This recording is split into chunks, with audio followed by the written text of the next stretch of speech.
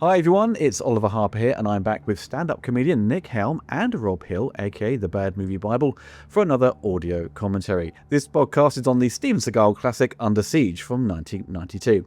Rob, you were saying to me earlier today that this is a movie you watch once a year, right? Yeah, at least. Yeah. No, this has been one of my favourite movies since back in the day. We never really talk about it because no one ever really wants to talk about Steven Seagal movies. But like this was just, I was 14 when this came out. Do you know what I mean? It was changed my life, I think. No. Are you just as familiar with the film, Nick? No, I'm not. Well, no, but like I don't. I think even at the time. So if you 1992, I must have been like 11 or 12. And I think the first time I saw it was at a birthday party. I think it was my birthday party. We rented the video out, and it wasn't rewound all the way. It was rewound a little bit in, and then obviously when we pressed play, it was the bit when she jumps out of the cake. But and it was great because I think even at the time I thought it was a knockoff from Die Hard. But I did go and see quite a lot. I did start watching a lot of Steven Seagal films. So who knows? Oh, who knows? Okay, well, we'll try and explore that more with the sort of Die Hard comparisons as we delve deep into the commentary. So before we start, let's let you know our latest episode of Genre Drome is now available as Rob and I watch the Tobe Hooper sci-fi horror schlock Life Force. You can find a link below to the show and the other episodes. So if you wish to sync up this commentary with your own copy of the film, put the timestamp to 0 and press play now. What did you say the running time was on yours? 1 hour 42 and I've got that. 1 hour 42 and 31, which I think you'll find is the exactly perfect running time for a movie. For an action movie. That's the standard. So this came out in the UK, right? In I think it's like January or some early February time of 1993. So a bit of a 5 months turnaround from USA, which got it in October of 92. But I saw this as part of the sort of Sky Movies thing. I was on Sky Movies. Under Siege was for about a year, just constantly playing. So like Nick, it was kind of that. I don't know. I didn't really, at the time, think straight away it was a Die Hard clone. I just thought it was just an action film on a massive big military ship. I think that was how it was almost. I thought that was how it was almost marketed. It was like Die Hard. There was Die Hard 2, and then it was like Die Hard on a boat, Die Hard in the mountains. And then even Speed was marketed as like Die Hard on a bus. It was like. It was all the Die Hard films, and it was like a new genre because you would kind of like go, oh yeah, it's Die Hard on a something, and you'd know immediately what that was. Like Sudden Death is Die Hard in a hockey ring, and it's like there's a formula to the Die Hard movies. It's a subgenre to the action movies, and I think that's why, this was a big hit because everyone wanted another sort of Die Hardy kind of movie at the time, and I think the genre was a bigger hit than Steven Seagal. Yes. Yeah, you might be right there. Although it's probably fair to say they kind of came together at just the right time because he was on his little upward trajectory and this was like the pinnacle. This was his peak, wasn't it? Yeah, and then it was just like, I mean, I don't think it's a coincidence that this is his biggest film and then this is kind of a Die Hard knockoff, I think that format sells itself in a way where everyone knows what it is going in and they just want to see what the variants are on it, It does sell itself, but it's a really odd one as well because I don't think people necessarily realise just how influential Die Hard was in terms of direct imitations. Like that's what I do in borrowing blockbusters, isn't it? And hardly any movies have seen so many exact copies, like such precise copies as Die Hard has. There's literally more than 100 of them. But, most of them you don't really know about. Anna Nicole Smith did Skyscraper, didn't she? Yeah. I was watching this last night and I did fall asleep at a certain point. So there's a point where I've got less to say, right? But this scene is great. It sets everything up so well. Do you know what I mean? he comes in and you know how much the captain likes him, and he says, if I had those ribbons, then I'd wear them to bed. And it's kind of like they're saying how well kind of celebrated he is. And then you get Gary Busey and him, and they hate each other. You get all of the information that you need for the rest of the film in this scene, and it's really economic. Do you know what I mean? I love it. Yeah. Or there was meant to be a different scene setting up a couple of the relationships in the beginning of the movie. It was meant to start with an action scene with Seagal when he was back as a Navy SEAL, and he's given like bad information. He's given a briefing by Stranix before Stranix went rogue, and the information all turns out to be wrong, and his team gets killed. So that's why later on in this, there's a reference to Seagal's character Ryback knows Stranix from some previous encounter. Right. So that they kept that reference in, which now doesn't make any sense, but they cut the scene for budget reasons, I think. Sort of like the beginning of The Specialist. Yeah. In a way.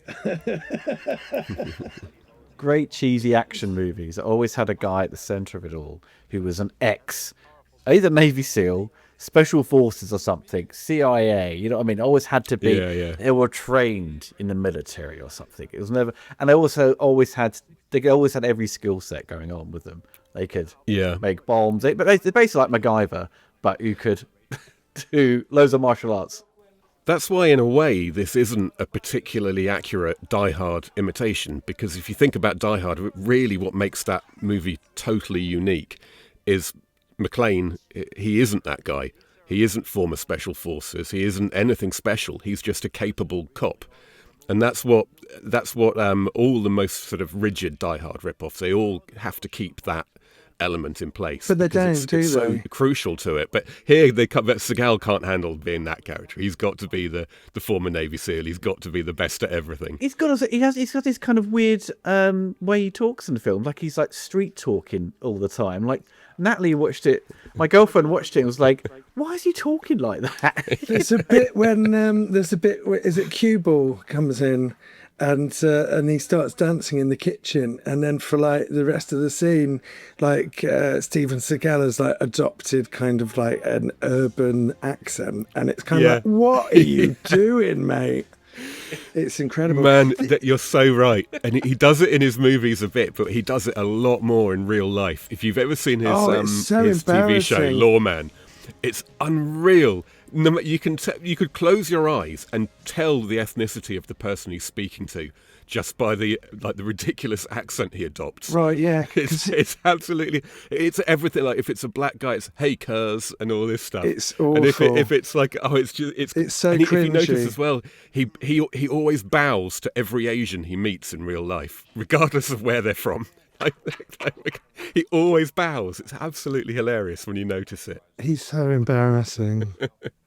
See, I never got into Steven Seagal. I mean, I was the Van Damme guy, right? And, you know, Arnie and Stallone are like the top tier, but the ones you're kind of hunting out the VHS tapes and they're kind of quite affordable was either Van Damme, probably Dolph, and it would be Seagal. But Seagal wasn't on my radar until kind of later on. Then I watched Under Siege and I kind of enjoyed it. I was excited to see number 2 because I remember going to see a film and had a big cardboard standee of Under Siege 2 coming out. So, oh my God, I want to see this. But it's 18 rated, I think number 2 was. Well, this one's a 15. And so I couldn't really see that at the time. And I never saw the ones that really kind of worked. The first few bunch of movies he did.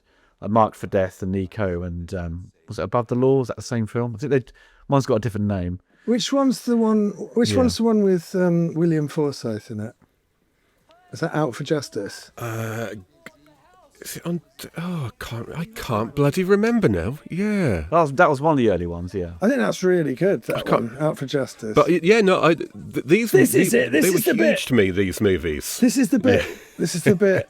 Oh God! At first, I thought, because I hadn't seen this bit for a while, when the guy's dancing, I thought it was Seagal dancing. I know. That's what I thought. I thought, oh no, he's not, is he? Yeah. Yeah. Then he cuts to him reacting. I thought, fine. Yeah. We know what Steven Seagal's dancing looks like, and it is not that. Oh man, he's good.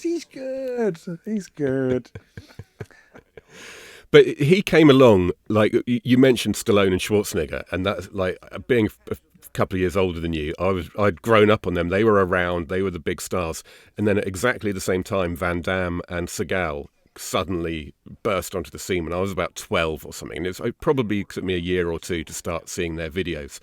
But I forgot about Arnie and Stallone overnight when those two came along, because that early 90s wave of US martial arts movies that they spearheaded was just awesome to me as a 13, 14, 15-year-old. What year so was he this? was huge to me.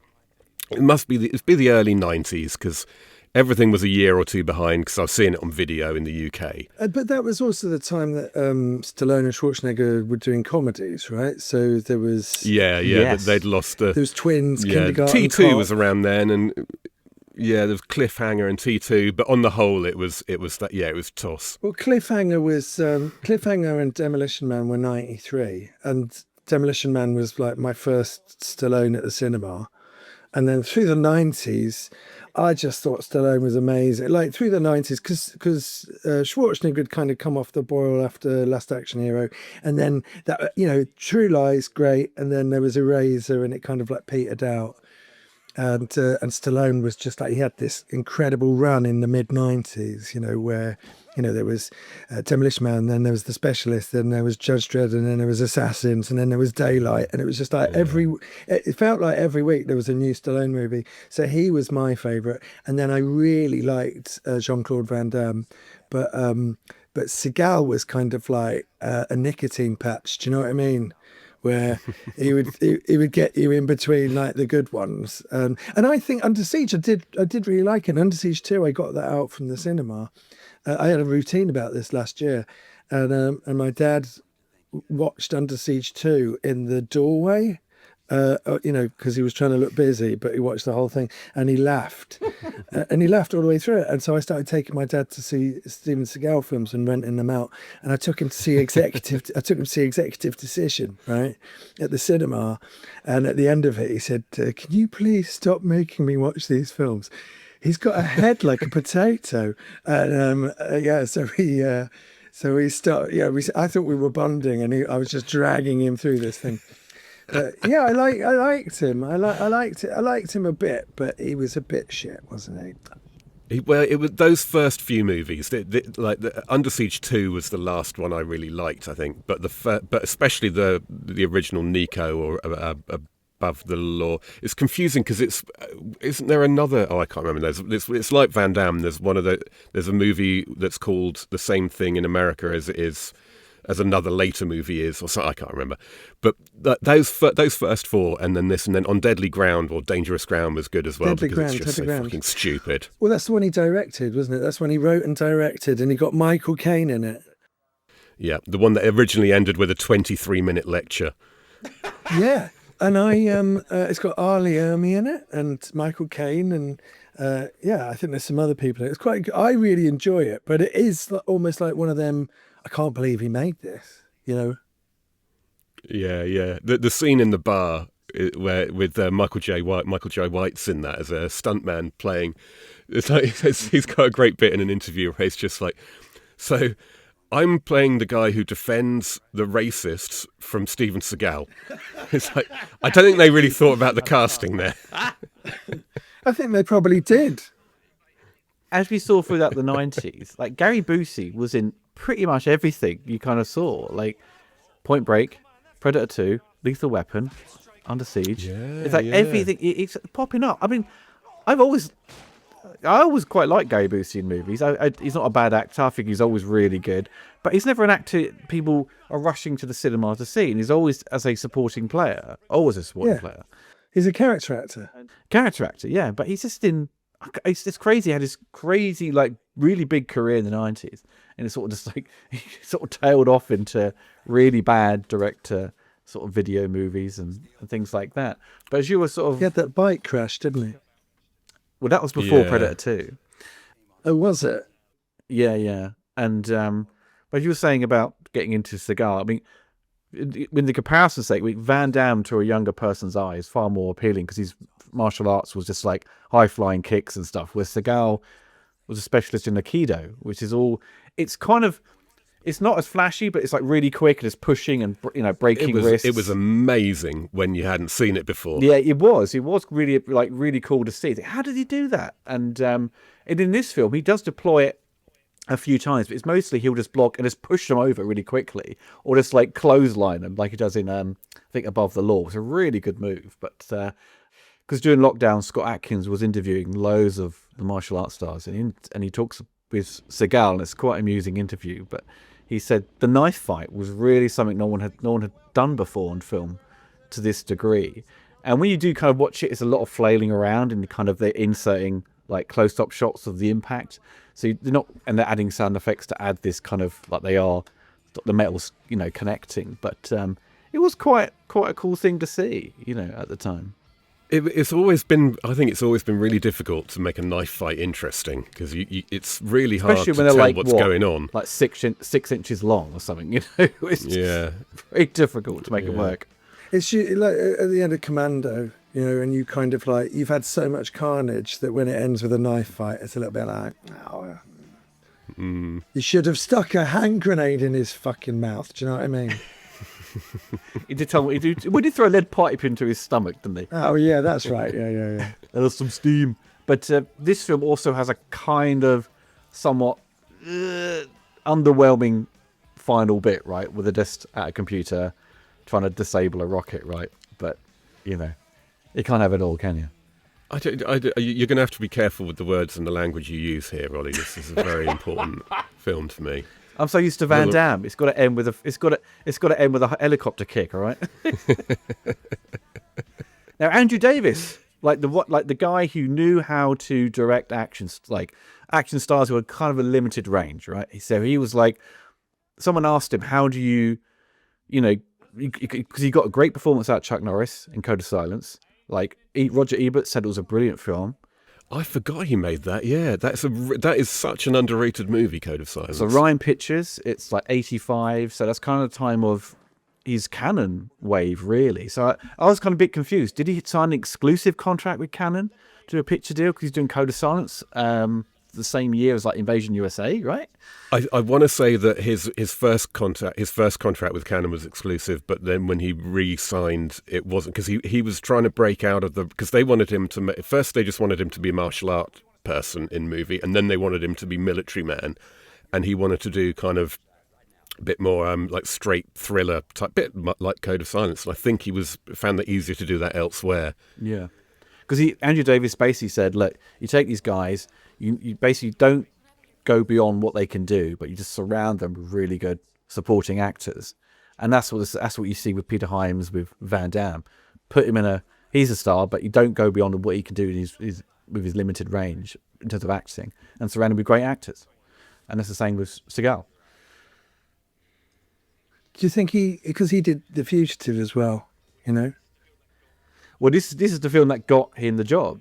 So I'm not saying that Harrison Ford is a terrible actor but he's not got he's not got the biggest range, has he? He's kind of like, he's Harrison Ford. I think he's amazing in The Fugitive, actually, but the surrounding cast in The Fugitive is incredible. And Tommy Lee Jones got an Oscar for that, didn't he?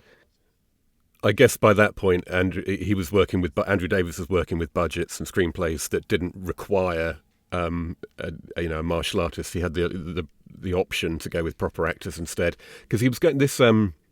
It's this movie that Harrison Ford watched that convinced him to sign up for Air Force One. Apparently, no. It was for The Fugitive. Yeah, because The Fugitive was the following year. Yeah. It was this movie, and obviously because this was produced by was it Andrew McGregor Scott, who had produced The Fugitive. He wouldn't have produced Batman Forever, but he had. Was basically the guy like, okay, we'll bring over like for Fugitive Tommy Lee Jones and stuff like that, because because Tommy Lee Jones was originally meant to play the president in Air Force One as well. Oh wow, right. Because Ford apparently wasn't convinced about doing a such full on action movie. Oh, sorry, it was Peter McGregor Scott. Sorry, because of the Batman reference in Batman and Robin, where Alfred gets ill, he has McGregor syndrome, which is a nod to the producer. So British guy. He sadly passed away. So what else did he do? He did GoldenEye? Did he do one of the Zorro movies? Who's that? Sorry, the producer? No, Andrew Davis. No, that's Martin Campbell. Martin Campbell. Yeah, Martin Campbell. So Peter Davis, it was Andrew Davis, sorry. He would direct Chain Reaction, which again would be written by J.F. Lawton, who wrote this. Because he had written well, his most famous kind of script was Pretty Woman, which I went searching for interviews with the writer, and he had all he ever talks about is Pretty Woman, and he'll later go on to write the video game adaptation of Dead and Alive, or Dead or Alive, the video game. So not a great script, but Who directed that? Paul W. Sanderson, I think, wasn't it? Yeah, I think it One was. of those, or maybe he produced it or wrote it. I don't think he directed it. I think he wrote it. It's trash. Didn't Uwe Boll direct one of them? I thought he Or did. am I- You might be thinking of Alone. He did Alone in the Dark and House of the Dead and Far Cry. Did you do Island of the Dead? Was that a thing? Or maybe it's House of the Dead, but they end up on an island. His House right? of the Dead. Yeah. Oh my God, Gary Busey here is a full manic mode, isn't he? Look at him. Yeah. You're so right about the surrounding them with talent. Just knocking about in this scene. Cole Meany, Bernie Casey, the guy with ginger hair, I really like as well. He's in 24. He's a major character in 24. He's a military guy in great every actor. movie. He's always military guy. Yeah, Secret Service guy, something like that. Cole Meany was the Windsor flight pilot in Die Hard 2, wasn't he? So he's sort of around this stuff at the moment as well. And the guy there, the Hispanic guy, he's from Alien Resurrection, isn't he? I remember him from that. Yeah. I meant to look him up. He's in a bunch of stuff. Yes, he's in From Dusk Till Dawn 2, isn't he? There you go. Oh, there you go, yeah. Oh, one of the gang members. Yeah, one of the Robert we Patrick's remember. crew. Yeah. That's right. We remember From Dusk Till Dawn 2. I think it's quite interesting to see Tommy Lee Jones in a role like this. This is kind of like, I assume, the energy that he was going to try and bring to Batman Forever, right? Yeah. Because he has this kind of like, again, actually, if you look at this performance, it's very much a two-faced role, because he's like crazy and over the top and suddenly really like psychotic. And you think, well, okay, he'd be great as Two-Face, but the film completely gets the character wrong. But Well, and also he kind of wanted to compete with Jim Carrey on volume, wasn't you he? can't really do that. But when he did Men in Black, he wanted to do the same thing. He tried to compete with Will Smith about kind of like who was the funny one, and Barry Sonnenfeld had to keep telling him, do less, don't do anything, and he fought against it. But then when he saw it, it was just like great, and that's why he did the sequels. But I think that stone-faced Tommy Lee Jones, also from The Fugitive, it's kind of like how you see him, right? And then when you go back and see him earlier and he's like full of life and he's really kind of like enjoying himself, it's kind of like, oh, wow, he was like this, Well, it's like the older he gets, the more jowly he gets, and that just screams a more sort of downbeat, flat performance, doesn't it, than the crazy stuff that he wanted to do. But I've always thought that he and Gary Busey were kind of in competition almost to be the most strung out and weird. Because when you think about it, it's kind of odd that they're both very, very similar characters. They're both like supposed to be extreme high achievers, really good at their jobs and so on, but they're both also completely loopy. Yeah. Yeah, it's weird having kind of like two bad guys that are kind of equally bad, that are equally kind of feel like they're equally just. See, they've got to shoot a person each here.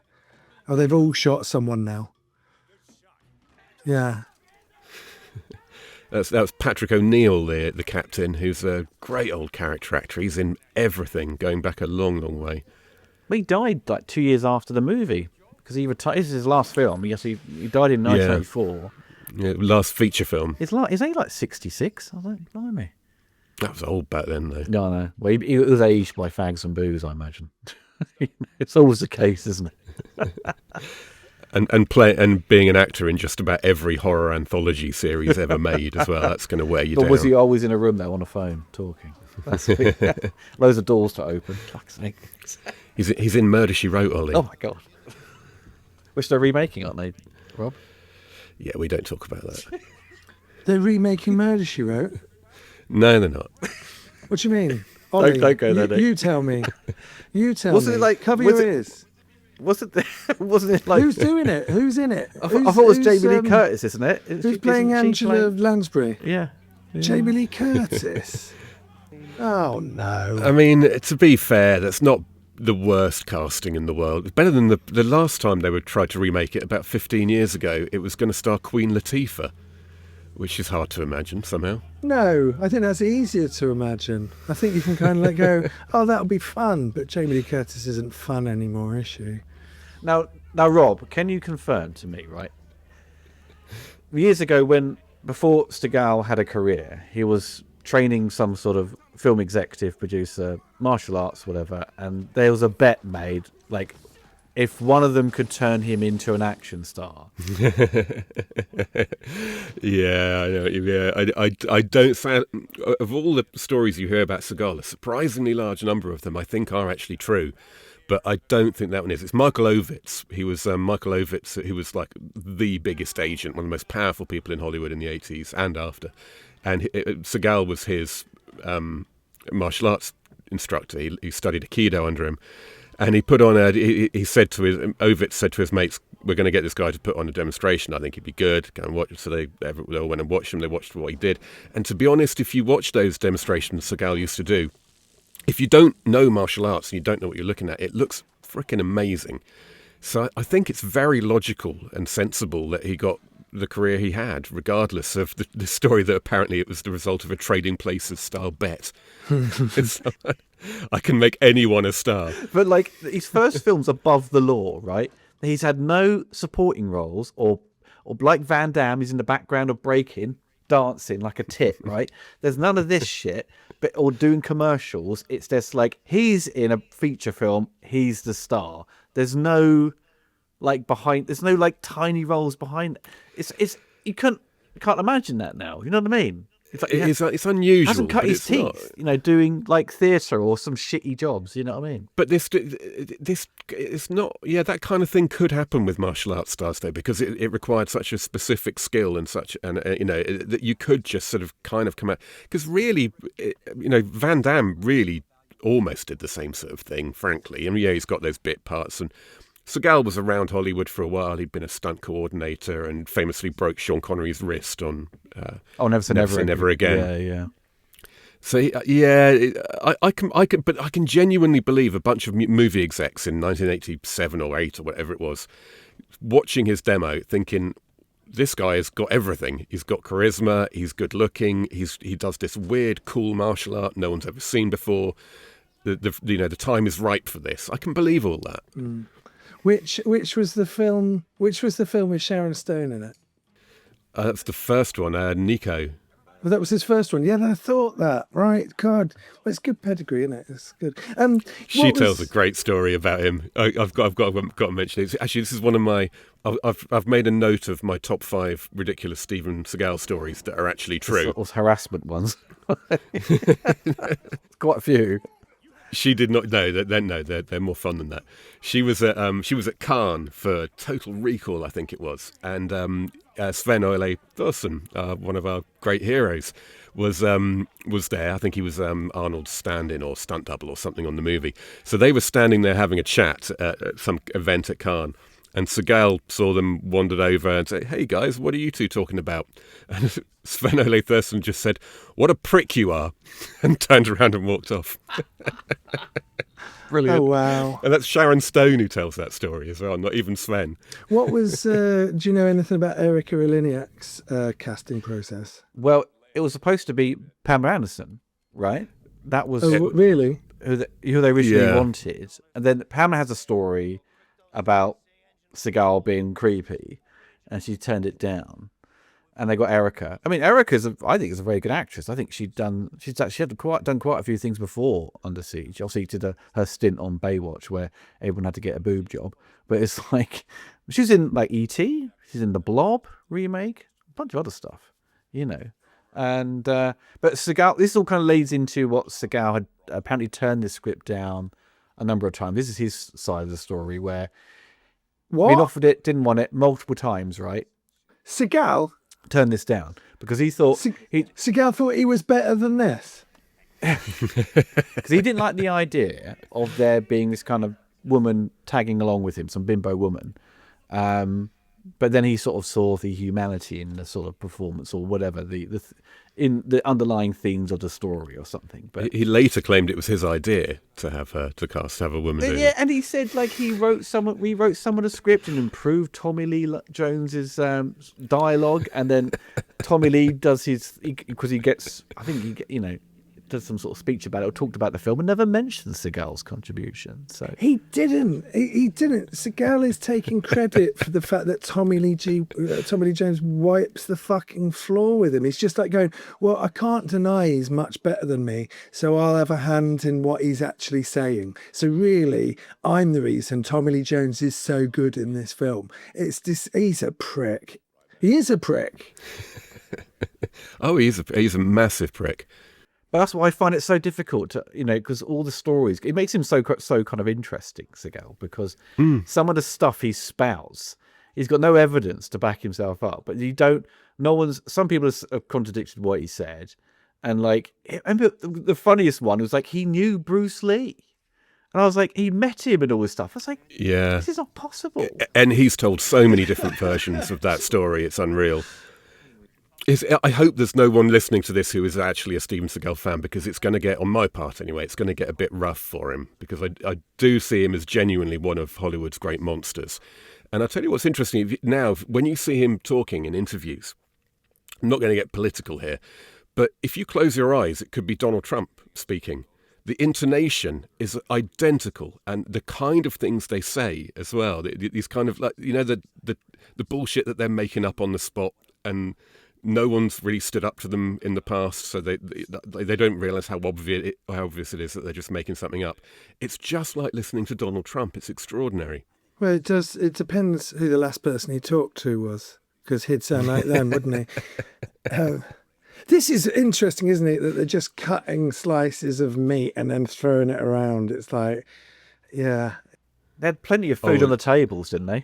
This guard here, he was in a 90s sitcom or TV drama series. It was something like My So-Called Life. He's got a familiar face, put it that way. I've seen him before. It was almost exactly the same time, because I remember seeing him and thinking, because you just assume that this is going to be some sort of like comedic sidekick part, right?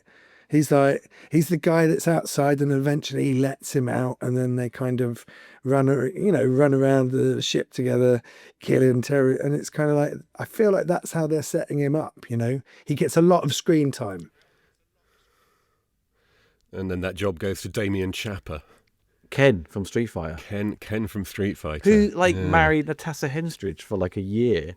Like 95 to 96. Oh, did he? Yeah. He's got an odd CV, that guy. I've always been interested in him because he's a vanity project filmmaker. He directs a lot of really low budget movies, starring himself as someone really cool. He's had a really odd career. He's always up for interviews, man. I've seen him do stuff on YouTube, so he's a chatty man. So got some funny stories about Street Fighter, of course, doing a lot of drugs and stuff. Allegedly. Oh, we've missed the get my pies out the oven. Oh, mate, they were burnt ages ago, Rob.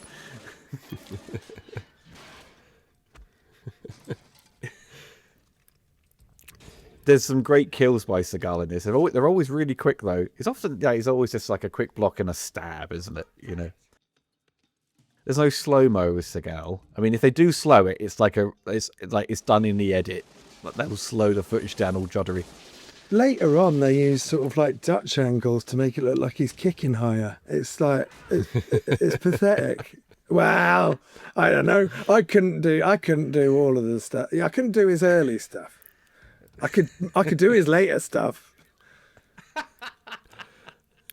Yeah, the sitting down movies. What's the one when he's sort of like he's, It's got that machine gun, and it looks tiny. The sniper. He turns it around, doesn't he? It's so funny.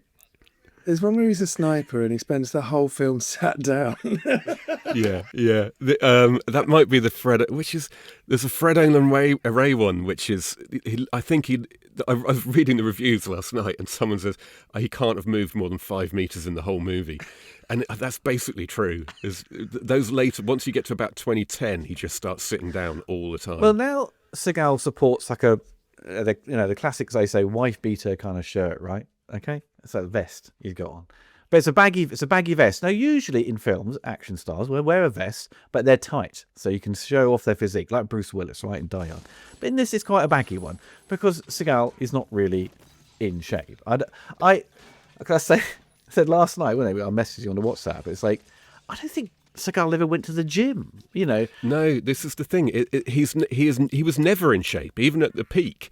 He does take his shirt off in a couple of early movies, certainly in Hard to Kill, but he's always shot in such a way that you can't see his belly or like the angle's really flattering.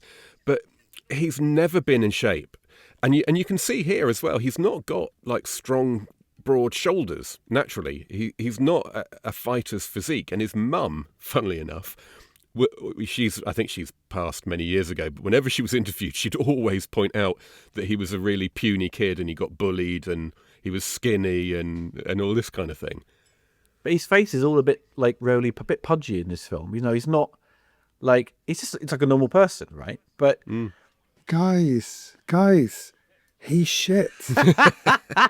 But if his competition though, he's an action star, right? Every action star, A-listers and the B-listers, even the C-listers, all worked out. They're all in the gym. They're all buff as fuck.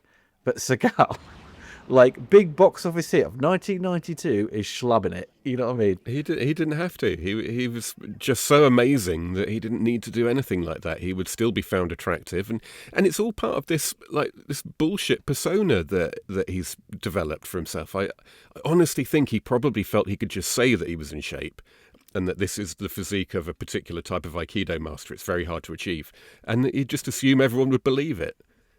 It's very hard to achieve, like a diet of carbs, basically. But they're sort of mixing two things, aren't they? They're taking kind of like, John McClane, he's an everyman, right? And then they're also going that he's like the secret operative kind of exactly stone cold killer. And it's kind of like, well, you can't have them both. And Bruce Willis was in shape, you know. Like Steven Seagal doesn't really have any tone on his arms, and it's almost like he's gone, I want to wear a vest and I don't want to work out, just like Bruce Willis. And it's just like, well, the vest is wrong and he looks terrible in it. He's like a medium body with like an extra large like vest on, you know. It just doesn't fit. I mean, I'm not into, you know,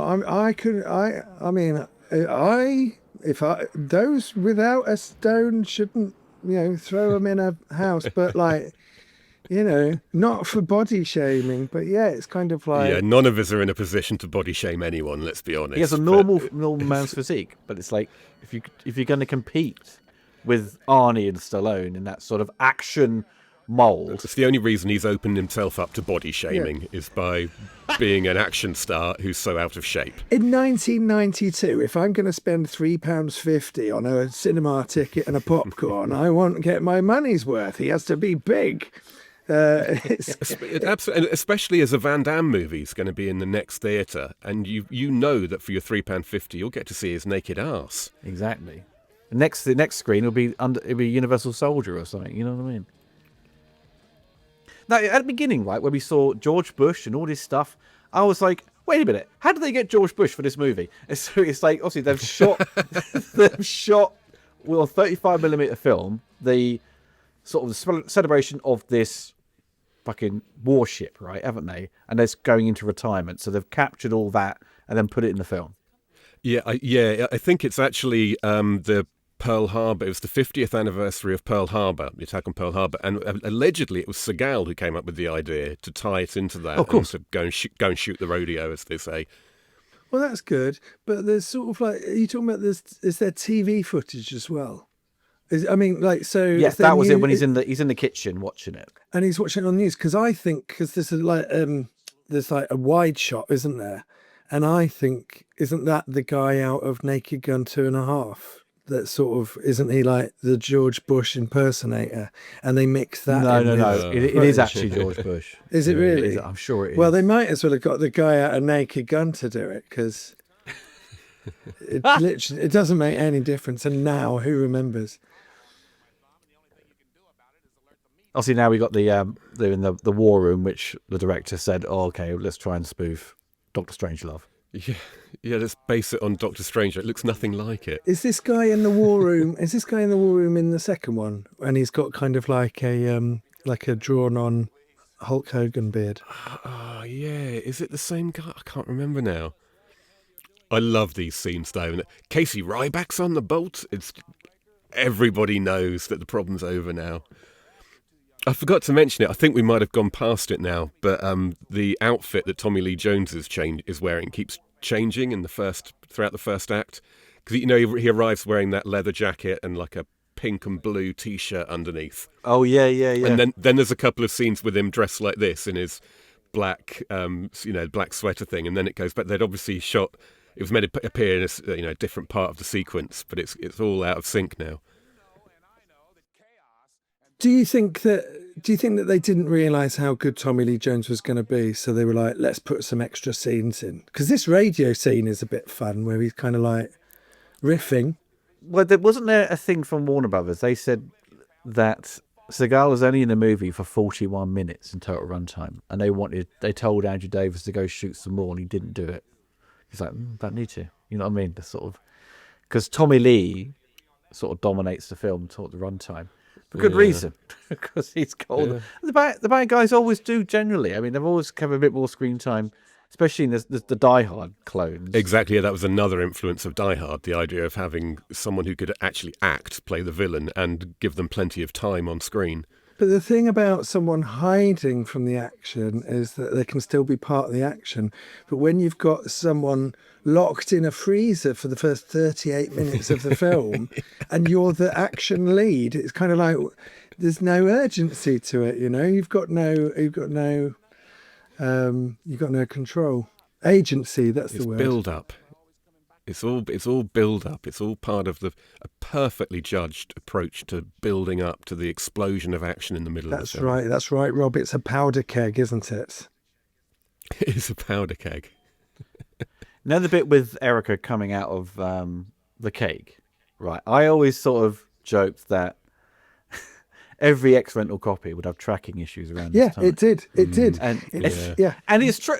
I went looking around and it said many VHS stores had to replace their copies due to the striptease sequence because it was frequently worn out and rewound. I've heard that as well, yeah. At that birthday party, that's where it was lined up to, and it kind of go. And I watched it last night. Actually, this is when I stopped watching it, but I watched it last night, and it's over so quickly, isn't it? It's just sort of like Yeah, I remember it being longer as a kid. I remember it being this sequence, and it was like, and it's nothing. So that's kind of the damage that porn has done to us all as a nation. It's quite a dark line of thought, is considering what Erica Eleniak actually did to get that role, considering how many women, so many women have told the same story of him sitting them down on the casting couch and saying, if you want this role, you're going to have to do this. The stories just follow him round endlessly, and it does make you wonder what the women who won the roles ended up having to do. Well, as a kid, I loved Baywatch, and I pretty much only saw Under Siege because I heard that there was a topless scene. And it's pretty much the only thing that I properly remembered from coming back to visit it, because I never visit this film, and the only thing I remember is Erica Eleniak.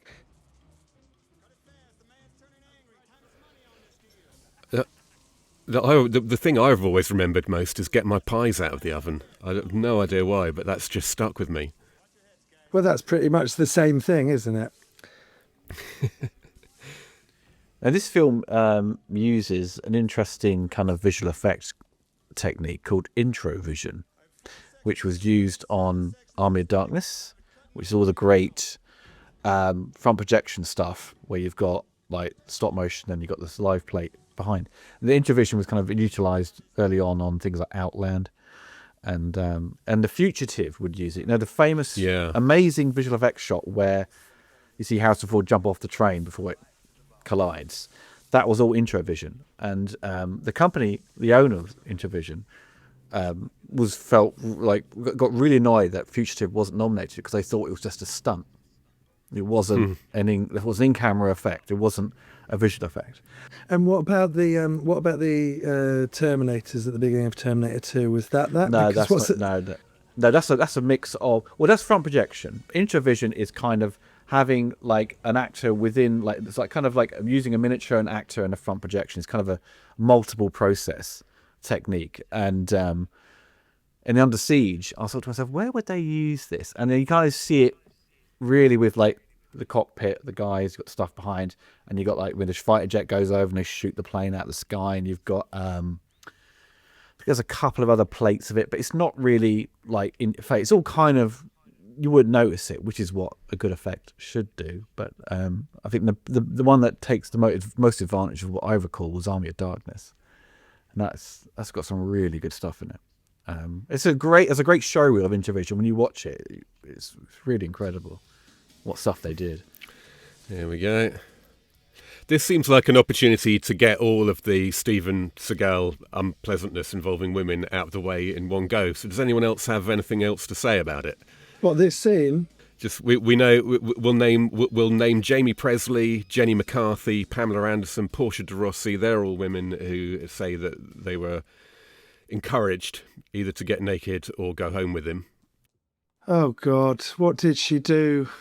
Was it well the lady who was in Under Siege 2 when she was like what, 16 at the time? Or yeah, Katherine Heigl. That's my favorite. It's one of my favorite Steven Seagal moments. Actually, is her interview on, I don't know, is it Jimmy Kimmel, one of those people, where she talks about it, and it's hilarious. It's absolutely hilarious. There's that famous picture of Seagal just with his hand on her chest, and they show it on Jimmy Kimmel, and she says that she was 16 at the time. But I've done the maths, and I reckon she was 15. Right. But yeah, it's a bunch of employees. His one of his housekeepers, who claims she was trafficked for sex, said that this is another one of my favourites. That she can definitely prove that they had sex together because she knows of a strange reaction he has during sex. And it's obviously like that created a lot of rumours. And for years I've been trying to start a rumour that he lactates during sex. But no matter what I do, I can't get it to catch on. So feel free to mention that wherever you want. Hashtag Seagal lactates. So Katherine Heigl plays his niece, right, in Under Siege 2. So because Under Siege was so well known for the nudity, they were kind of like had to put nudity in it. So the nudity in Under Siege 2 is just really gratuitous, where they've got a satellite that's got a camera on it, and they go, zoom into that garden, and it's a woman bathing topless, and you kind of go, sure, all right, well, you've done it now. And it's, it's kind of like, right, we've done 2 tits now, we've ticked that, and now we can get on with the film. It's weird. I'm guessing that was who Jenny McCarthy auditioned for, because I can't think who else. Yeah, because I thought who she would be, yeah. Yeah. Jenny McCarthy, wouldn't she be the niece? No, because she was told that it involved nudity, and she was a fair bit older, I think, than Katherine Heigl. Oh yeah, definitely. Unless the character was rewritten, maybe it was meant to be someone older who got naked. I don't think the guy in the war room, the one who's kind of knows Tommy Lee Jones, I don't think he's smoked a cigarette before, because he holds it really weird. Yeah, I think he's in the second one.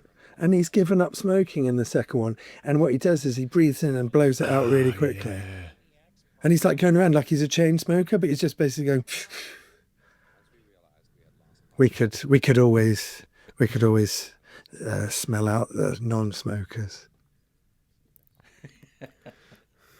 Yeah, they're the ones that can breathe healthily. Yeah, well, I would have been on Dennis Hopper's boat in Waterworld. Getting paid with cigarettes. You know what I mean? Yeah, you'd have got to ride a 1,000-year-old jet ski if you'd done that. Not anymore. I don't smoke anymore. Just when I was 12. Same here, actually. I did when I was 12, but I did give up last year. Okay, so I think it's probably time for another of the top 5 Steven Seagal stories. Let's go with exit wounds. Rob Schneider tells a great story. He's done this on Howard Stern a couple So of this times. was the film that kind of brought Seagal back into popularity for a short period of time, right? Because it made DMX in it, didn't it? Yeah, one of many films. I think it's, to be honest, I forget which rapper's in which Seagal movie now, because there was an era where there was always a rapper in a movie with him. But famously, Seagal won't rehearse. He will never rehearse. He will never, even if the other actor is desperate to rehearse. And they were doing a scene which involved running about a houseboat, which involved some, fairly complicated staging and so on.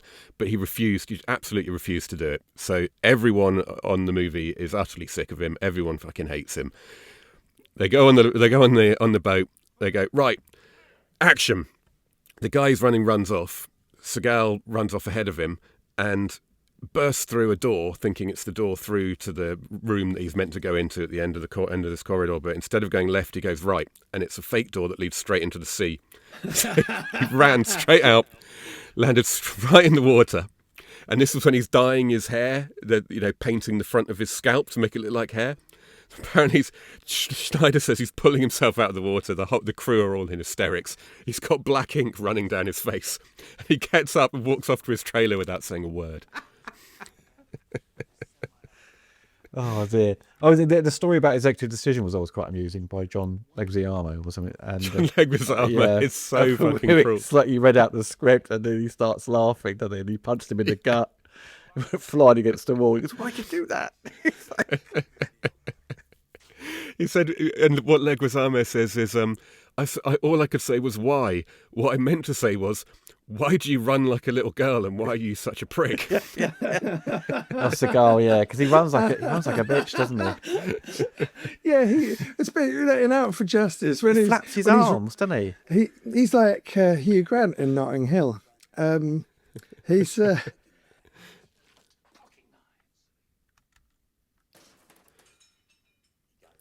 what was the film with Tom Arnold in it?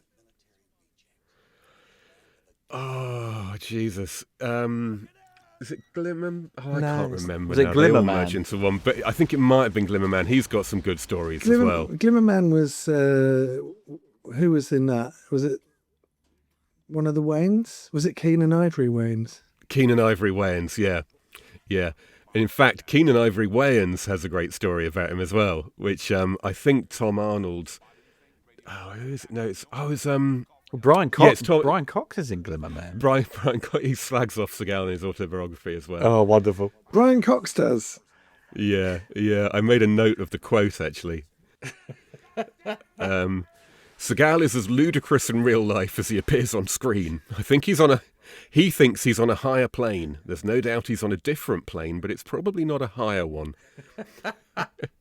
And he also says he suffers from the Trump syndrome, when you think you're far more capable and talented than you actually are. The man's delusional. That's actor Brian Cox on Seagal. But delusional, but also for a period incredibly successful. Absolutely. It's like a Jedi mind trick. Do you know what I mean? It's like, oh, I've made all these films where I can't actually do it, and it's kind of, wow. Well, Seagal had made friends with some horrible people, hadn't he? Like Oh yeah, war criminals, things like that. Yeah, no, it's he's a brown nose, isn't he, for the whole Putin's whole family of Alexander Lukashenko, the Belarusian dictator, who he's best friends with the Serbian dude as well. Yeah, he's mates with all the wrong people. Sort of complete opposite to sort of the characters he wants to portray in these kind of movies, and you just find it. He's every actor and martial arts actor, like kind of action star, has those kind of ups and downs, right? Where they're sort of out of favor, or they become a little bit sort of a bit of a joke, maybe, or you sort of. Van Damme found himself going to direct-to-video sooner before Seagal. Seagal had a few more theatrical movies in him, like after in the early 2000s. Then he went to, like 2010, become this sort of slew of kind of cheap European-made movies made by people you've never heard of. And they're all borderline unwatchable, but they have an audience. And I don't know who this audience is. I've never met Apart from maybe you, Rob, are enjoying these because they're bad or good. You know, you're one who's... To be honest, even I haven't seen half of his movies. He just became so prolific, and they were all so awful. And he's only in a lot of them for 10 minutes, and it's his stunt double doing all the fighting. They're not fun. They're like Hellraiser sequels where Pinhead's in it for 10 minutes or something. Yeah. You're like, what is this? You know? But the sad thing is, he can't even get one of those made anymore. It's I think his last movie was like 5-6 years ago or something. And allegedly he's got one coming up with Michael Kesey in it, which is shooting in like Serbia or somewhere like that, with a guy, and it's being directed by some like Russian guy who's a bit actor in things. It doesn't sound like a quality product. Why does he bother if he doesn't like making them, and he doesn't want to? Because he wants to portray. I mean, you were saying earlier that he portrays himself as this hero, but he doesn't do any of the. He doesn't seem to do any of the work in real life to warrant that. Do you know what I mean? He just wants to portray himself as that, but actually he's the exact opposite in real life. You know, Exactly. It's weird. He wants to tell you he's these things rather than show you. It's ego. It's a weird sort of fantasist sort of attitude. But it's like, you know, with like in the 80s you had, you know, sort of the Frank Dukes kind of like, and a whole kind of slew of kind of fake martial artists. It's right? a big deal. Even now it's a big It deal. still is a big deal. It's Martial still kind of artists, talked about, right? But Steven Seagal, he wasn't a fake martial artist because he was a Aikido master, right? Yeah. He could, you know, he can do it. You can see it. This is all, he knows his stuff, right? I'm not going to take that away from him. But it is like the next point on from being this martial arts master, he starts spinning other stories and trying to portray himself as something more. And this is kind of Brian Cox's comment about him being on another level than everyone else, you know. So there then becomes this kind of fantasy where he wants to sell himself as this kind of ex-military Navy SEALs guy. Like he's kind of stuck in that character from a movie that he wants to continue portraying. But then you're right. He's kind of unique because he's both a fake martial artist and a real martial artist. It's I've been criticised a lot over the years for being positive about Seagal in regard to the fact that he is a legitimate Aikido master. He's a legitimate 7th Dan black belt in Aikido. He was, if not is, an absolute badass by, you know, any normal standard. And he really was the first gaijin to teach Aikido in Japan. He really was, you know, married to the daughter of a legendary Aikido master. These things are all true. But what no one mentions is that Aikido's a bag of shit.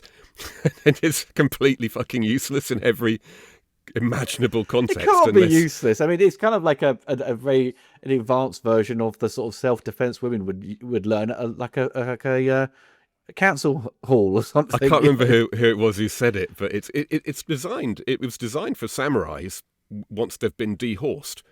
Its practical applications are effectively limited to defending yourself from someone on horseback with a spear.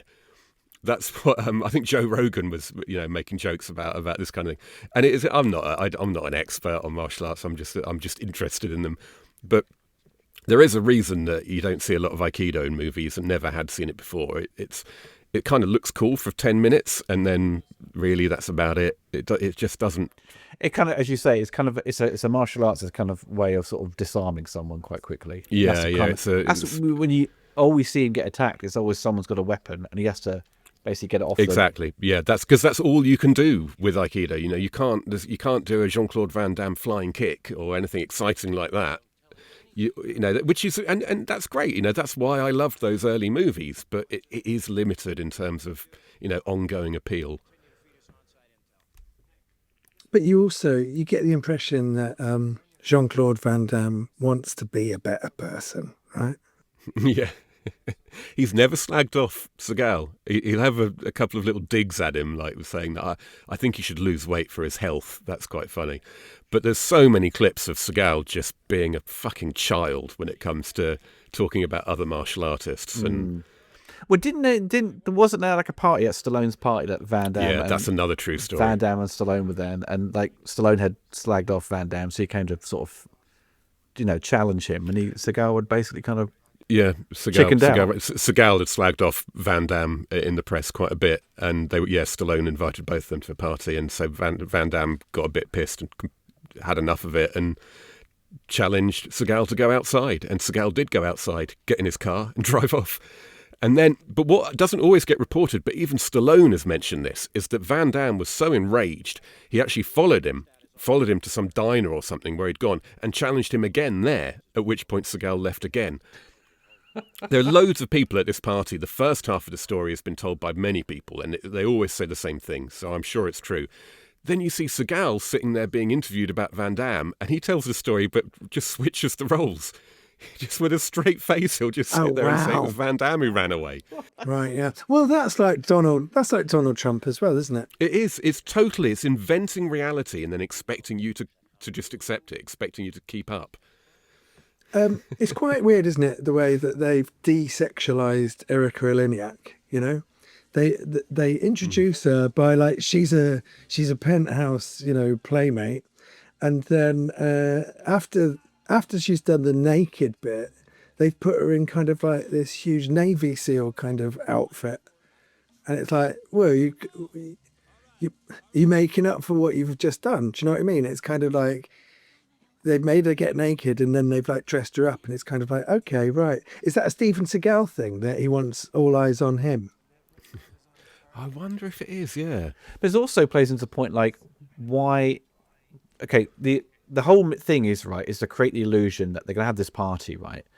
But they have to bring this woman along because at the end of the day, there's no other women on this ship. You need a female actress in this film, and but for her to sort of, because they go along with they attack before she even comes out the cake, right? So it's so redundant for her to actually just appear topless because she's not entertaining anyone apart from Seagal, who's just a bit baffled. It's he's made sure that because she doesn't need to be, and it's like you say, but they drug her, don't they? So she's on the sleeping pills, right? And so they kind of like, what do we do with her? Well, we need her on the boat. Well, she's like naught, isn't she, from the seasick? So they do like a Jennifer out of Back to the Future too, don't they? Where they're like, what do we do with the woman? Oh, we'll drug her, we'll knock her out, and then we'll use her later when we need her. Yeah.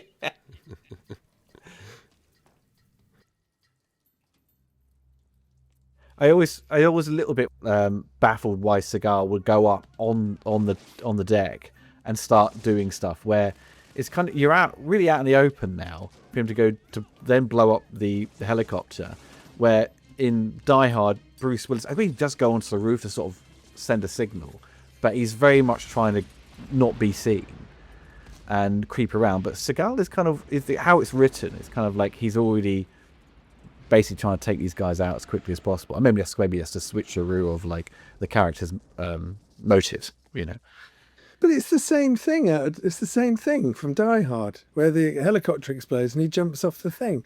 But Die Hard has a really good bit that comes afterwards when his bloody feet are on the window, right? Well, that's like the third act bit, isn't it? Really, like the big, because this actually kind of has more of the.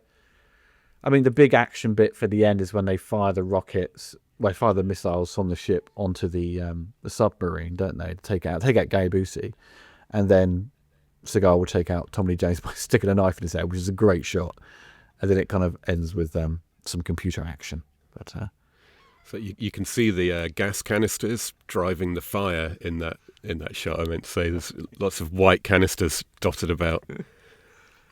This is that great video you sent earlier, Rob, where Seagal's kind of got this gun with a silencer on, but he walks into the room and he's doing this. He's kind of it's like left and right. It's like a FP, like a first-person shooter sort of thing where the gun's like that, moving around too much. Is that Kane Hodder? Is Kane Hodder? I think I'm slightly out of sync with you. Kane Hodder just was used as a human shield. Really? No, he can't. He can't be just for. He's not a human shield in a movie like this, right? Because he's a stunt guy as well, isn't he? That was a great explosion. That is, he takes the guy out with the door. Kane Hodder is in Under Siege, yeah. Yeah, he is. Hell, yeah. Well, Well spotted, Nick. Well done. That was a good spot. Yes, I'm winning. Nicely done. I do love it later on. You know, when Tommy Lee's on the deck and they fired a rocket, it just goes it just goes flying back. You know? There's so many great moments of Tommy Lee just like shouting. It's great stuff.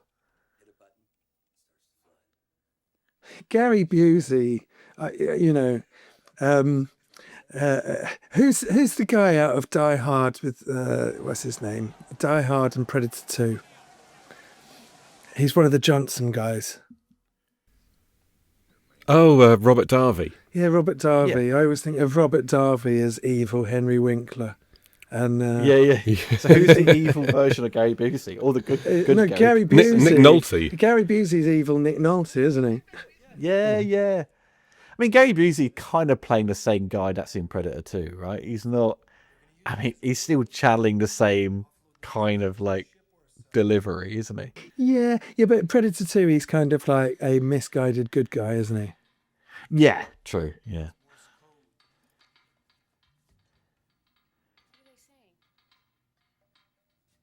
She's beautiful. Kane Hodder must have some stories to tell then, because this is that around this time was when Seagal was apparently at his worst, at his most arrogant and so on. Yeah. And the stories of him beating up stuntmen and like hospitalizing stuntmen just to show who was boss are legion.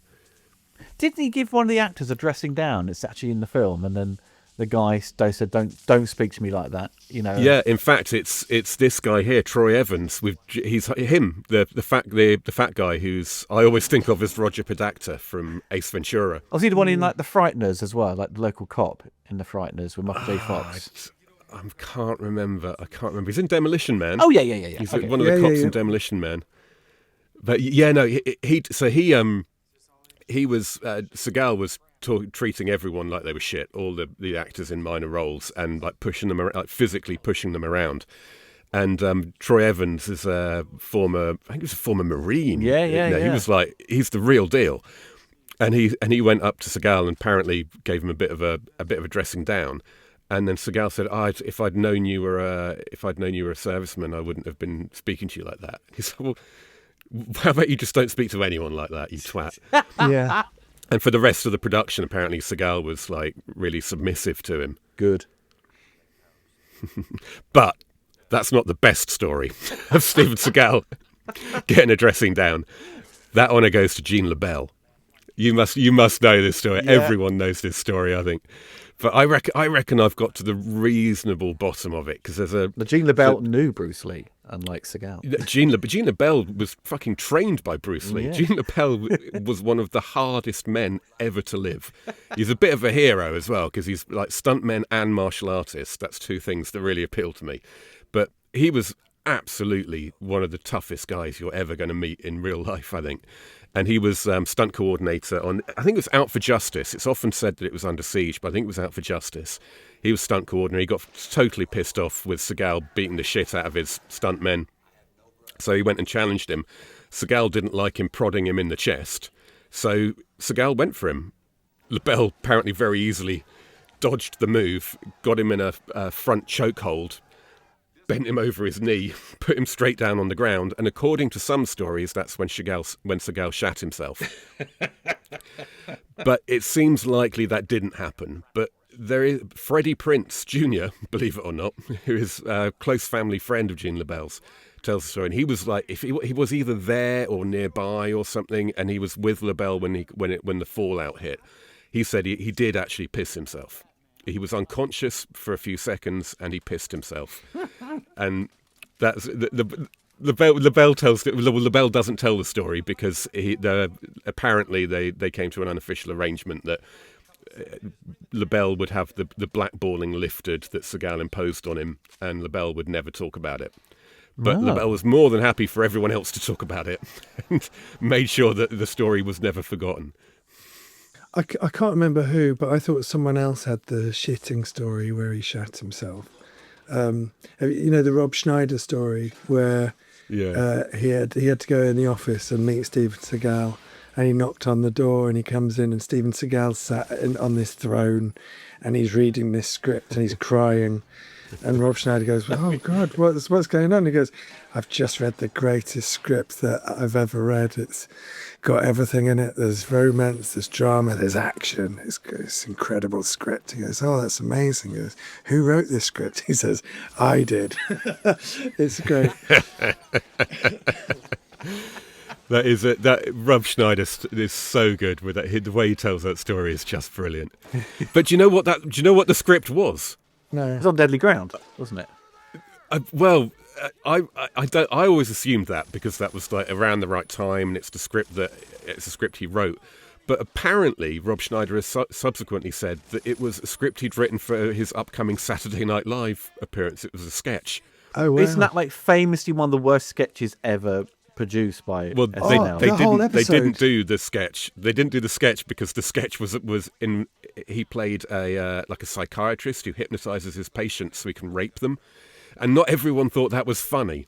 Only Seagal thought that was funny, so they didn't. But yeah, the hosting of it was a famous. They would nightmare. eventually shoot was just basically because Seagal just didn't know what he was doing or didn't understand like the comedy of it all, and it's just it's really cringy to watch, you know. Well, yeah, that episode is kind of the one that everyone, all of the cast, if you read the Saturday Night Live book, all of the cast members always say that Steven Seagal is the worst guest that they ever had. It's sort of difficult to find the clips. There's a Chris Farley clip where Chris Farley's playing his daughter's boyfriend, and the joke is literally that he's threatening to beat him up, and it's kind of like, it's a waste of everyone's time. It's rubbish. I mean, yeah, what a horrible guy. I think it's a Tom Arnold story. It was on the DVD extras on Exit Wounds. And the Tom Arnold story was that that he sets it up like it's a prank, like they were pranking each other, but they went into his trailer and they took his toothbrush and they cleaned a toilet with it and they put it back. They said that they were doing that during the entire production because he was so... But he didn't phrase it like he was so horrible that we got our revenge. He phrased it like, yeah, we were pranking each other. We cleaned a toilet with his toothbrush once. And it's just like, ha. Tom Arnold does a really good job with these stories as well because he was wise enough to keep punctuating them with, and he's a really good guy. He's a lovely guy, Stephen. And then he goes back to the story, making him look like a complete bastard. But he's a lovely guy. By the end of it, you realise just how sarcastic he's being every time he says he's a lovely guy.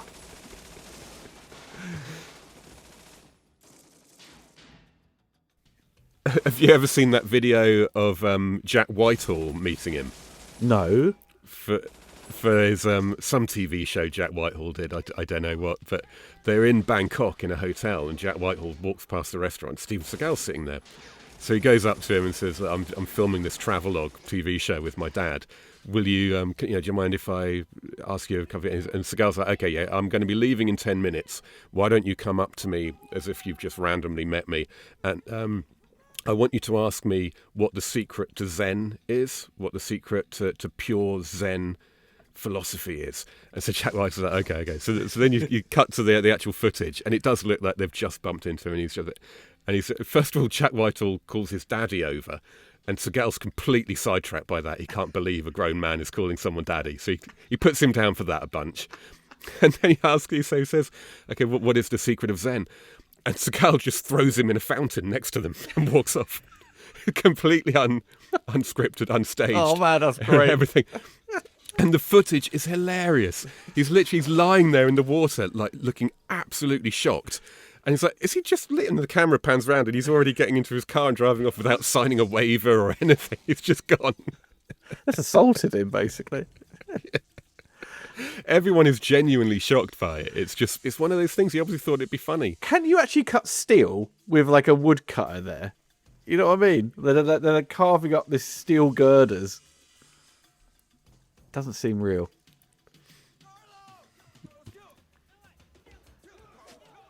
You sort of forget about them, like making this crane outside the ship. You know what I mean? To basically take off the missiles and to put them onto the submarine. You see that shot there when he stabbed the guy in the side with that knife? It repeats itself. They do like a double take in one shot. It's really weird. Is it that, or is it not? Is it?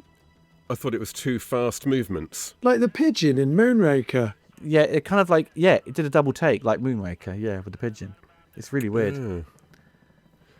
Yeah. Oh, I always thought that, because that's one of the first times you saw knives being used like that, which is how they're always used now. But you actually see it go in basically. It's like, well, it used to just be like people lunging at each other, whereas now it moves like John Wick. They all know exactly which artery to go for and how, and it's that like really fast, sudden stabbing motions where there are main arteries. It's really common now.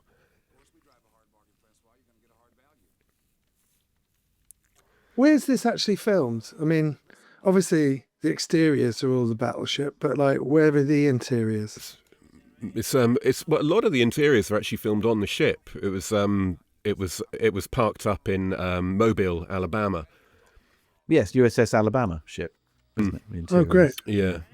Yeah, it's actually they've renamed it the Missouri or something. Because they're trying to avoid the cost of actually having out at sea, right? So there is footage of it out at sea. I think maybe a different ship. Yeah, there's one shot at the beginning that is this actual ship. Yeah. Out at sea. Yeah, they shot, and then basically they have to try and fake it most of the time, and then have this kind of black sheet they put up to hide like the city landscape. So to sort of say, oh, we're at sea, you can't see the city, right?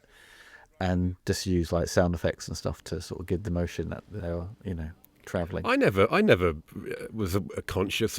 You see people saying it's really obvious. No, not at all. You don't notice it. You don't notice it. But that is when you sort of look at the sort of production of this movie, and there isn't much said about it, because I looked into what the writer had said, and Andrew Davis kind of gives you like a bunch of quotes about at the time, like it's kind of like a Robin Hood type movie, which I didn't really understand. What on earth is that? What are you on about? And, how is it Robin Hood? Yeah. And it's more about, like, what you kind of see trivia-wise is about the ship and how where it was and why they shot it, blah, blah, blah. And everything else is kind of, the trivia-wise, is all linking up to The Fugitive. Because this is kind of like the groundwork of what would be The Fugitive with this production crew going on to that.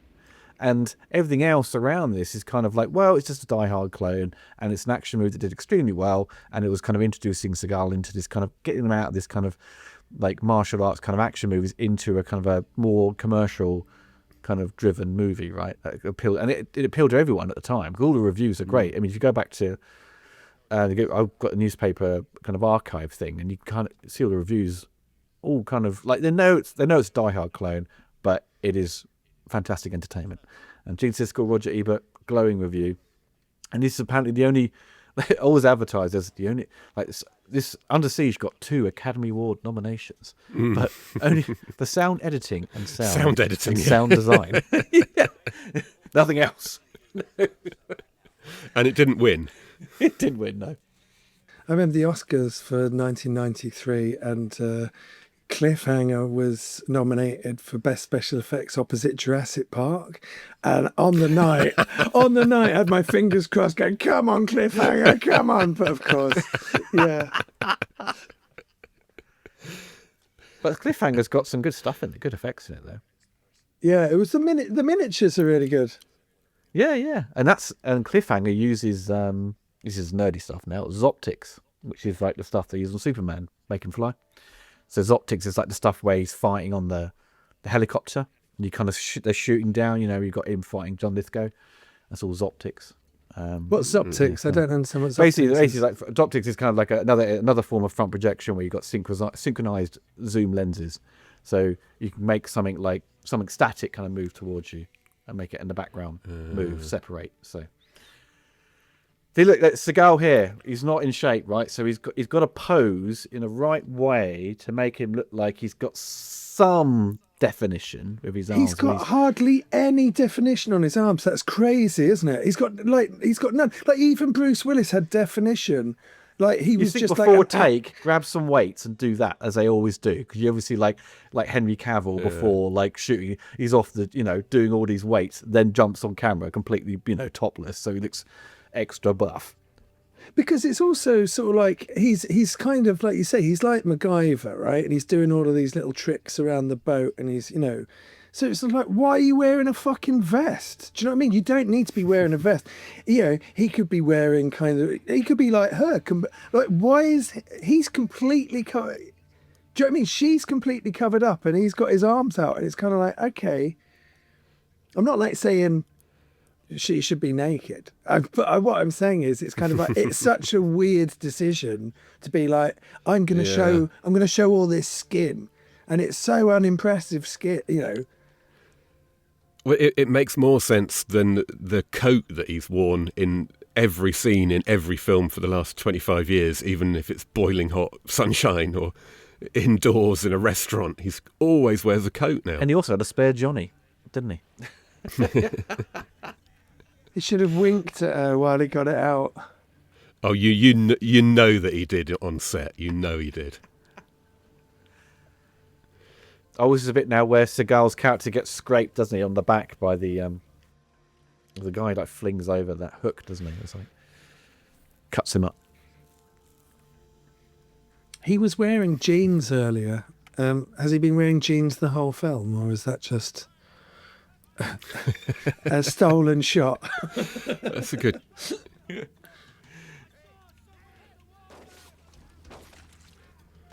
Cole Meany's good, isn't he? Yeah. He's been in a few Andrew Davis movies as well, isn't he? He's in Air Force One in a tiny little role. Air Force One isn't Andrew Davis. That's Wolfgang Peterson. Oh, sorry, you know what I mean. Is that you're thinking of Fugitive? Also, there's nothing wrong with being a Die Hard clone, because once it was established and everyone started doing it, you know, Die Hard is the gold standard, but, you know, you could do pretty much anything with it, and there are good clones and there are bad ones, you know. I'll tell you what, it's of all the genres that I've covered, that I've gone deep on, it's the Die Hard ones are the most enjoyable, even when they're rubbish, or even when they shouldn't be enjoyable anyway. They're always fun in some kind of way. Die Hard knockoffs. It's the opposite of E.T. Because you were saying like they kind of end up being more like thrillers, don't they? Like some of them do. Yeah. Because like then actual just action movies, they take a bit of the concept and then just do something kind of very different, you know. Yeah, it's just two or three key elements that you need, which, funny enough, this movie, like I said, doesn't have in a way. Because another one is you've got to have, or the McClane character's got to have skin in the game. One of the hostages has to be someone close to him. And again, that they don't bother with that here, because that's going to make Seagal look too weak, I suppose, if he's worrying about someone or if he's got a loved one. But then I guess they did it in the second one. He couldn't do a scene like the scene where Bruce Willis is pulling glass out of his feet. Do you know what I mean? Yeah, telling Al what to say to his wife. But he does get wounded though, doesn't he? He's not completely invincible, is he? In this, it might be the last time he suffered an injury in a movie, actually. On screen. On screen, yeah. I wonder if anyone's caused any more injuries than he. Have you ever heard of his how he greets people, especially stuntmen, by kicking them in the balls? No. Have you ever heard it's a story? It's so many people tell. They're like, stuntmen are warned when he first meets you. The first thing he's going to do is kick you in the balls. What? No one knows why. He's never explained it. He's never justified it. It's just what he does. Fucking hell. He's awful, isn't he? Yes. Oh, he is. He really is. Really. I do genuinely think Out for Justice is good, though. Oh, yeah. No, all those first... Well, Mark for Death's a bit ropey, but have you heard about the dog he killed? Oh, what? That's another is this good one of Steven these, Seagal like, story. what is it, kind of when he was doing that TV show or something? Yeah. And I don't know whether he actually... Some people allege he killed it. Some people say he told someone to kill it. I'm but sure Bill Burr talked about, like, Steven Seagal. Like, imagine being one of those guys, you're going to get arrested and open the door, Steven Seagal's there. Yeah, well, man, if you ever watch Lawman, you see it all the time. It's like... last episode I watched was only a couple of months ago, and he's raided this, like, crack den. And... the guy's standing in the corridor outside his house like, what, you can't say there's drugs in there. I know there's no drugs in there. And it's like, he's saying all this to Steven Seagal. Not just some random cop. He's pleading with Steven Seagal, and Seagal's just loving it. Loves the attention, loves it all. But he was part of a raid it's that really dodgy sheriff guy, Sheriff Arpaio or something. He got done for all kinds of terrible things, and I think Trump let him off. But he drove a tank through a wall onto someone's property, and drove over their this like big chicken coop, killing like 150 chickens. Oh my god! And then he got out, and this guy's puppy was barking at one of the cops. So Seagal told this sheriff to shoot it, allegedly, and they did. It did go to court. There was a legal thing about it. Fucking hell! What? He killed all the chickens, and the dog with was a just tank. barking at him. Allegedly. Wow. What we know is that he was part of that raid. There was a tank. All those chickens and a dog were killed. What his exact role was is obviously disputed. I think he blew up the chickens. He killed every single one of them. I don't know if I want to live in a town where Steven Seagal has access to a tank and a badge or not. There's pluses and minuses to that idea. I love the old man they've brought along. Like when he points at the guns on the ship, and he just looks confused. Like the entire film, the old man they brought along. It's fantastic. I mean, I haven't really got the sound on. There's a lot of sitting around, isn't there? I thought at first, what was this? Like giant lumps of like cheese they're gonna fire out. I assume this is all like real-ish. What are they? These like prime? Oh no, they're firing out laundry, aren't they? They're firing out the stuff because they're going to fire it to, make them think, oh, they're just trying to distract us, and they actually fire the rocket, don't they? Oh, is that what it? Oh, I've always assumed that was some kind of like part of the firing, like the charge or the firing mechanism or something. Like it was packed with black powder. Yeah, I thought it was like a primer. Yeah, no, but it's not. It's actually they fire out the laundry, don't they, or something, or like a decoy. And then they fire the rocket, and then it's like... I've never paid much attention to the plot, if I'm honest. When you mentioned earlier they're building that girder, I thought, oh yeah, they are. They're trying to do something, aren't they? Like, what is the objective again? It's a side mission you just don't pay attention to. You know what I mean? I was wondering if that's why maybe he went up on the deck to blow up that helicopter earlier. Was that like, were they meant to be using that helicopter as part of their plan, and that's why he did it? I don't know, because I've got no idea what the plot is. I've never paid attention. It's always part of like they was like going to drop off the missiles to the sub, right? So I'm assuming he just took out the helicopter so they couldn't get away, Right. or to cause, because he wasn't doing it to cause a distraction where someone was going to do something else, because he's already like disabled the power, and then that took like 30 minutes for that to deactivate, and then Tommy Lee Jones goes, "What the hell's going on?" Because like all the power's gone. And then Ozzy threatens the guy, and he gets the power back on another way. I do like this bit. Tommy Lee Jones is great here. I love And it his gives him an bit. excuse to be mental for the next 10 Yeah, minutes. he does. Yeah, when he fires the rocket now, it's so good.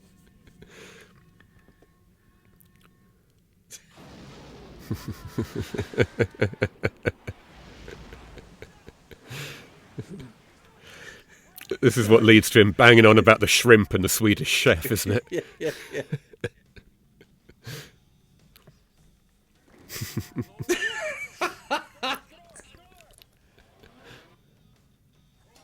He did cover his ears. He did, yeah. But still loves how he just flies back. So what? They've compacted the laundry into the what? Now they fired a sort of decoy, didn't they? Sort of. Then they're going to fire the rocket, which they did. Now they're panicking because they've got to repair that sub so it can actually like go underwater. How do you know all this? I watched it. I refreshed myself with it last night. I last watched it only about 3 months ago. You watch it every year, Rob. You should know this plot. I do. I mean, I know they're trying to steal missiles. I get that, but Yeah, I mean, I've got no memory. I thought Gary Busey died ages ago, but no. He's Now still he's in dead. it somehow. Oh, there you go. so who did it first? Was it Red Dwarf? Because don't they do this in Red Dwarf? Fire. Oh no, it's trash, isn't it? Trash compactor, Crichton yeah. makes something out of trash. Yeah. Not laundry. I'm sure it was laundry. I might be getting it wrong now. People tell me off. Well, no, it does look like laundry. What episode? Sirens. Oh, right. First one of episode 6. Episode 6, yeah. You see Rimmer just faint when he sees the blade getting sucked out. It's always guts that just sort of plopped out, You always way that Tommy Lee's is going to go manic now, isn't he? Because is he acting all like that because the explosion was so loud and his ears have gone weird? Well, he's kind of he's fucked now because Gary Busey's now gone. They've now lost the people that were going to buy the weapons, right? So he's just like, what am I going to do? I'm going to try and take out Seagal now. And he's just, he's going to fire those Thunderhawk missiles. Tomahawks. Tomahawks, sorry, yeah. He fires 2 of those, and then Tomahawks. yeah.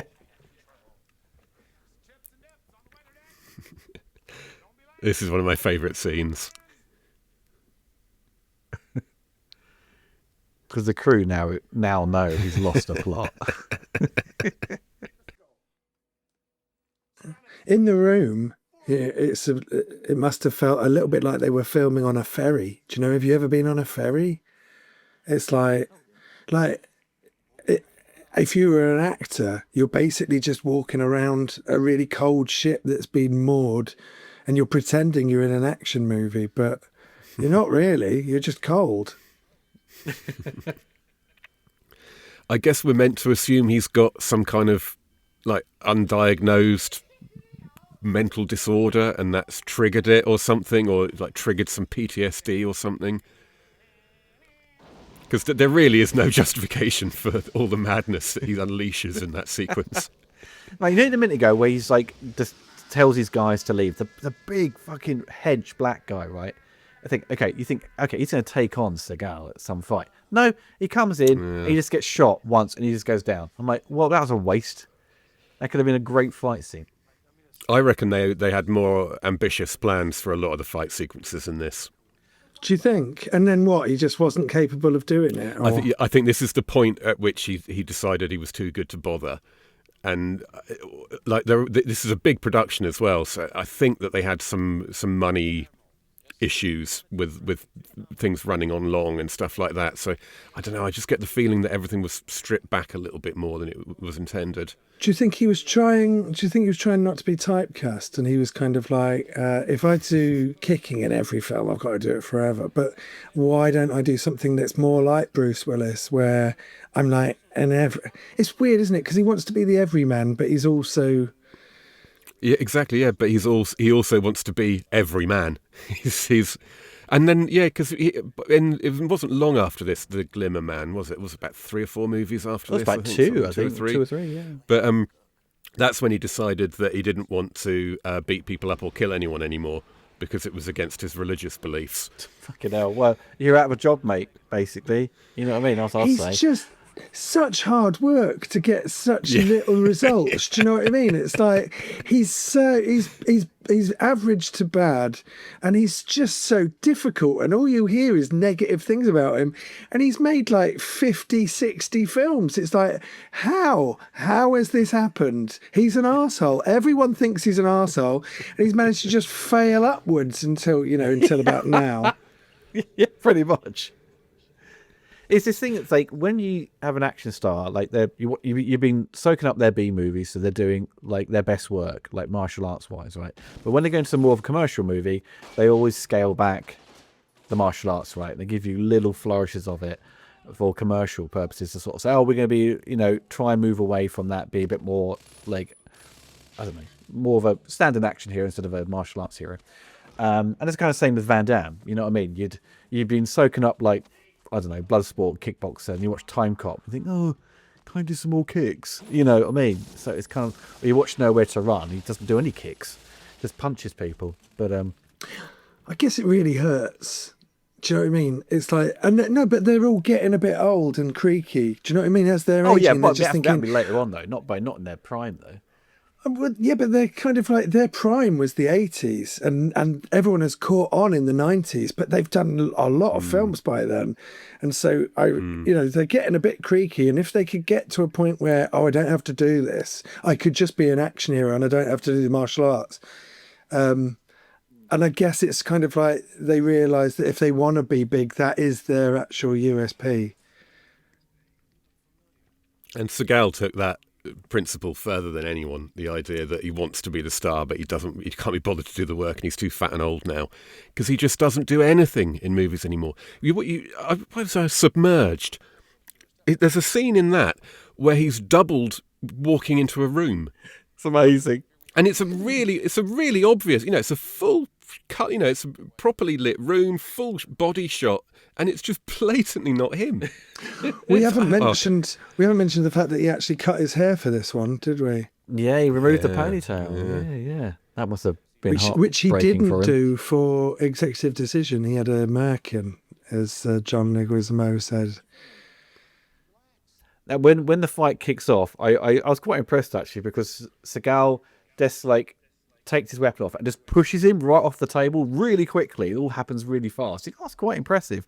And the knife fight kicks off. But when he finishes off Tommy Lee, which is a great shot of him, stabbed him in the head and he shoves him into the monitor. But as a quick beforehand, I think he's supposed to be like puncturing his eye with his thumb. But it doesn't really work. It doesn't really come off very well. But it's only a quick. They had to slow it down so you can kind of see what's going on. But it's a fun knife fight, and it works. What is he talking about? Oh, it's like we both. He's talking about we're both on the same side. We're both working for crooked government or something like that. We're just puppets, Yeah. you and me. Yeah. No, he's a rogue CIA agent. He's not a puppet for anyone. He's this isn't puppeteering.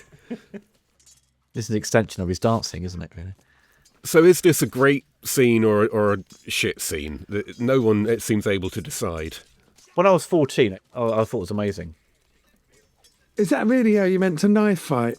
Is that how you actually meant to knife fight? Oh, do you know what? I've actually seen one of those videos they have of experts in a field examining examples of what they do in movies. I actually saw a knife fighting expert talking about this scene. I can't remember what they said. Oh, Because they look like cats scrapping at each other, right? yeah. And surely, if you're an expert with a knife, Here we go. Sorry, he bites the knife, pokes the eye.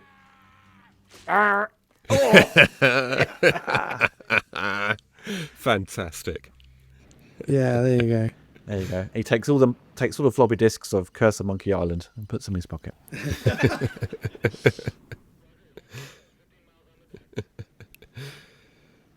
Yeah, that was great. I love that. It's a good kill as well. But surely the aim of a knife fight, if you're a knife expert, is to get it over as quickly as possible. Yeah, I've got a feeling real knife fights generally last about 3 seconds.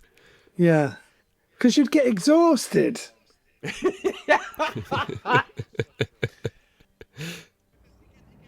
do it on film, and the knives are quite short, so you can't really see what's going on. It's just arms flailing, because it's so much more, interesting with two swords, because you can see everything. It's like, as we've all seen before. But That's the problem with knife fights. It's always the problem with knife fights. You need that. I love that one because of the rhythm of the ending there, where he takes his eye, stabs him in the head, and pushes his face to. I'll forgive anything that's happened before that for that moment. you could just recreate that with a pumpkin. Go. Take that, Tommy. It's just how the ninja gets killed in the end of Ninja 3 as well. Yeah. The Domination. It's Shokasugi gives him a blade to the top of the head. I think this might be the intro vision stuff as well. For the rocket. Okay. Yeah. Sorry. Yeah, right, yeah. Otherwise, they would have had to mount a camera onto a rocket, right? But it's seamless. It looks really fucking good. It does look good, it does. Yeah, I wouldn't have fancied the cameraman's chances if that was shot for real. But then you get kind of like The Rock, which is Die Hard on Alcatraz, right? And Nicolas Cage is an everyman character, but he's still in shape. And Speed, like Keanu Reeves is kind of like, he's not an expert, he's on the bomb squad, Apart from the fact that Speed is in no way a Die Hard ripoff. No, that's true. I think it's probably the most. It's a disaster movie. One of the most controversial things I've ever said is that Speed has nothing to do with Die Hard, and people went nuts. But it doesn't. It's a completely different plot with a completely different character. No, you're right. It is. It's a guy against a terrorist, isn't it? Yeah. It's everyone, but if you look at like online lists, the best Die Hard rip-off, Speed is number one on all of them. Yeah, but it is kind of, but it's not maybe, it doesn't follow the plot, but you've still got like a really kind of like, it's a cat and mouse game between a layman and a genius, right? Well, he's like a SWAT team hotshot, so he's not really a layman. No, sure, but he, you know, there's the whole thing that Dennis Hopper is kind of baiting him because he's not as clever. And it's kind of like, well, I don't have to be as clever. I just need to knock your head off with a red light. How we go. This is how it ends when he like kisses Erica. Oh, it's great. It's absolutely brilliant. Slimy bastard, isn't he? Everyone's just standing around him looking at him.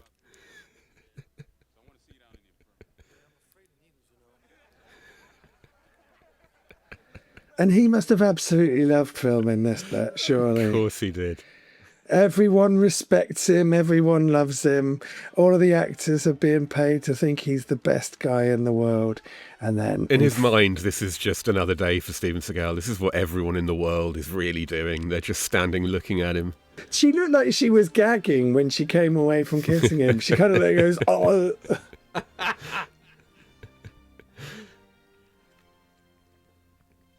Wow. So this must be like stuff they shot later on. Yeah, I think this was all part of the Pearl Harbor celebrations. I keep nearly calling it celebrations, but surely they weren't celebrating. Anyway. And what's it with Seagal, he's saluting. So he had to get his fingers right to make it look perfect. You know what I mean? Doesn't seem like natural. You know? He's not done his fingers right. They're all over the place. Well, absolutely. Well, you know, it competently ticks all the boxes that it needs to be the film that it is, but it lacks a central performance that has any charisma to it, you know. And also, Arnold Schwarzenegger brings so much humour to what he does, and even Stallone kind of shows like so much vulnerability in what he does. And fucking hell, Seagal's got none of that. He's got none of it. Seagal walks into a room and zaps all the energy out of it. Basically, sucks the charisma out. I've got one last Steven Seagal story that needs sharing. That demands to be shared. So this is from Keenan Ivory Wayans, actually. So it must have been Glimmerman. So he's this is around the time when the Dalai Lama granted him deity status. So Steven Seagal's talking to Keenan Ivory Wayans. He says, "In his infinite wisdom, the Dalai Lama has made me a deity, and I feel in alignment with the universe now, a pure spiritual positivity. Everything makes sense now." At this moment, Steven Seagal's assistant comes in and shouts over, Stephen, your ex-wife's on the phone. She can't get the kids over till 5 o'clock tomorrow." And he spins round. "You tell that fucking cunt that if she doesn't get the kids over by 5, I'll break her fucking neck." That's word for word what Keenan Ivory Wayans said. Yeah, fuck me. He's awful. He's one of them people that changes the atmosphere. Do you know what I mean? When they turn up and everyone. Yeah. It just must have been like in all the scenes. I mean, Tommy Lee Jones and I want to say Gary Busey. It was Gary Busey, wasn't it? They must have had so much fun filming their scenes, you know? Yeah. Yeah. And probably taking the piss out of Seagal. Well, they probably had very little contact with him. You know, they were filming their bits. He was filming his bits. Yeah, okay. And it's like his scenes are so fucking joyless and kind of like, hey, they're all in service to everyone idolizing his character. Whereas the others are kind of like bouncing off each other, you know?